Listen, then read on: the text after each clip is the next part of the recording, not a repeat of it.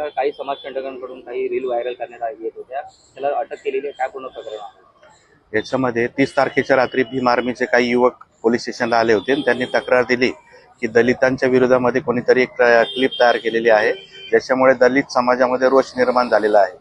त्याच्यावरनं आम्ही अधिक माहिती घेतली असता आंबावाडी परिसरात, जे आचोळे पोलीस स्टेशनच्या हद्दीत आहे, एक ज्ञानेश झा नावाचा एक मुलगा आहे. त्यांनी एक रील तयार केली होती, त्याच्यामध्ये त्याने दलितांविरोधी एक मजकूर टाकला होता. त्याच्यावरनं अधिक माहिती घेऊन आम्ही त्याला तिथं पोलीस स्टेशनला आणून त्याच्या विरोधामध्ये गुन्हा दाखल केला आणि त्याच्यावर योग्य ती कारवाई केलेली आहे.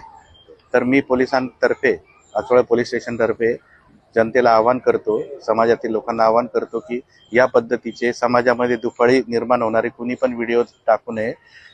पोलीस सर्व कारवाई करायला सक्षम आहेत आणि त्यांच्यावर योग्य ती कारवाई करण्यात येईल.